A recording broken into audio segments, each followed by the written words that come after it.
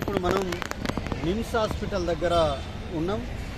ఇది రాష్ట్రంలోనే number 1 hospital. అంటే వైద్యం అందించడంలో, లేకపోతే ఆధునిక సౌకర్యాలు కల్పించాల్సిన దాంట్లో, లేకపోతే కొత్త టెక్నాలజీని పెట్టుకొని మొత్తం ఏ సమస్య అయితే ఏ హాస్పిటల్లో కూడా పరిష్కారం కాకపోతే ఈ హాస్పిటల్లో పరిష్కారం చేసేంత అత్యున్నతమైన అతిపెద్ద హాస్పిటల్ తెలంగాణకి తలమానికంగా ఉన్న హాస్పిటల్ నిమ్స్ హాస్పిటల్.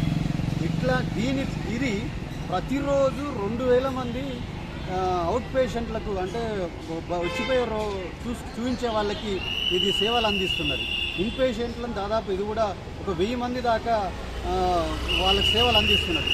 ఇట్లాంటి రాష్ట్రానికే ఒక ముఖ్యమైన దాన్ని, దీనికి ముఖ్యమంత్రి ప్రెసిడెంట్ ఉంటాడు, వైస్ ప్రెసిడెంట్గా హెల్త్ మినిస్టర్ ఉంటాడు, అట్లాగే డైరెక్టర్ బాడీ ఉంటుంది.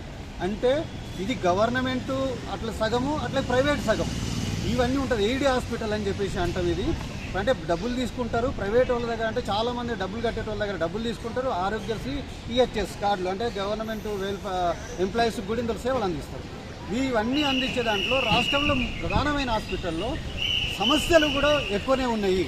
ఎందుకంటే ఏదైతే ఇంటెన్సివ్ కేర్ అంటున్నామో ఆ కేర్లలోనే సమస్యలు ఉన్నాయి. బెడ్లు అంటే డబ్బులు తీసుకుంటారో దీనికోసం డబ్బులు కూడా కేటాయించింది, 316 కోట్లు దీనికి కేటాయించింది. అంటే నిర్వహణ పద్ధతి కింద, అంటే దీన్ని ఎట్లా మెయింటైన్ చేయాలని అట్లా అదనపు దానికోసం 11 కేటాయించింది. అవి కూడా ఎక్కువ కేటాయించాల్సింది. ఒక 500 కోట్లు అదనంగా కేటాయించినా నష్టం లేదు ఈ హాస్పిటల్కు. ఎందుకంటే అదనంగా డెవలప్ చేయాల్సిన అవసరం ఉంది, ఆక్రమణను ఆపాల్సిన అవసరం కూడా ఉంది, ఆక్రమించుకునే చుట్టుపక్కల దీన్ని.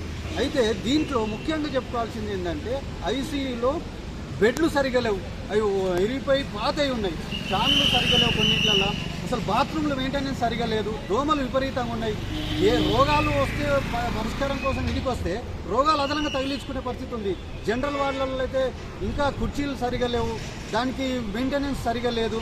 ఇవన్నీ సమస్యలు ఇందులో ఉన్నాయి. ఇవే కాకుండా ఫ్యాన్లు లేవు, అంటే ప్రతి బెడ్కి ఒక కుర్చీ ఉండాలి, ఫ్యాన్ ఉండాలి, ఇవన్నీ లేవు. అట్లాగే బాత్రూమ్లు సరిగా లేవు, టాయిలెట్స్ క్లీనింగ్ లేదు, ఇవన్నీ మెయింటెనెన్స్ లేదు. ఎందుకంటే పైసలు తీసుకుంటున్నారు, ఉట్టికనే చేయట్లేరు. ఆరోగ్యశ్రీకి ఉన్న ఆరోగ్యశ్రీ కంటే ఈహెచ్ఎస్ కంటే మళ్ళీ పైసలు వచ్చే వాళ్ళ సంఖ్య కూడా అంతే ఉంటుంది దీంట్లో. ఎందుకంటే ప్రైవేట్ హాస్పిటల్ కంటే కొంచెం తక్కువ డబ్బులు ఇంట్లో తీసుకుంటారు కాబట్టి దీనికి చాలామంది డబ్బులు కట్టేటోళ్ళు వస్తారు, ఎక్కడెక్కడి నుంచో కూడా వస్తారు. కాబట్టి ఇన్ని డబ్బులు కేటాయిస్తున్నాయి, డబ్బులను మెయింటెనెన్స్ కోసం ఎందుకు వాడతలేరు, ఎందుకు చేస్తలేరు అని చెప్పేసి ఒక పెద్ద డౌట్ ఉన్నది. అదే సందర్భంలో ఇక్కడ పార్కింగ్ కూడా డబ్బులు వసూలు చేస్తున్నారు. పార్కింగ్ డబ్బులు వసూలు చేయాల్సిన అవసరం లేదు, ఎందుకంటే ప్రజల సేవ చేస్తానికి ఉన్నది. ఇది ప్రజల డబ్బులు కూడా వసూలు చేస్తున్నారు, ఫ్రీగా ఇవ్వాలి. అదే కాదు, మెడికల్ షాపు జనరిక్ మందులు అమ్మాల్సిన అవసరం ఉంది.